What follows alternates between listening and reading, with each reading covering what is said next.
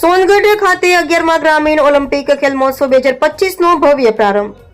ગ્રામ્ય વિસ્તારના યુવા રમતવીરોને યોગ્ય મંચ મળે તેવા હેતુથી સોનગઢ ખાતે યુવા વિકાસ ચેરિટેબલ ટ્રસ્ટ દ્વારા આયોજિત 11મા ગ્રામીણ ઓલિમ્પિક ખેલ મહોત્સવ 2025નો ભવ્ય પ્રારંભ થયો. આદિજાતિ વિભાગના રાજ્યમંત્રી તથા જિલ્લા પ્રભારી મંત્રી નરેશભાઈ પટેલના હસ્તે ખેલ મહોત્સવનું ઉદ્ઘાટન કરવામાં આવ્યું હતું.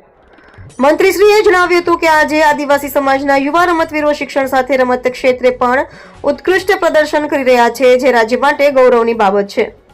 આ પ્રસંગે રાજ્યના રમત, યુવા અને સાંસ્કૃતિક પ્રવૃત્તિ વિભાગના રાજ્યમંત્રી ડોક્ટર જયરામભાઈ ગામિતે જણાવ્યું હતું કે 11મા વર્ષમાં પ્રવેશેલો ગ્રામીણ ઓલિમ્પિક ખેલ મહોત્સવ રાજ્ય સહિત આસપાસના જિલ્લાઓના ખેલાડીઓ માટે મહત્વપૂર્ણ મંચ બની રહ્યો છે.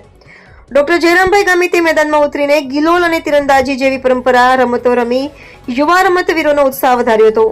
ખેલ મહોત્સવ દરમિયાન વિવિધ રમતોમાં વિજેતા બનેલા ખેલાડીઓને મહાનુભાવોના હસ્તે એવોર્ડ અને રોકડ પુરસ્કાર આપી સન્માનિત કરવામાં આવ્યા હતા. રિપોર્ટર હાર્દિક જોશી, સોનગઢ.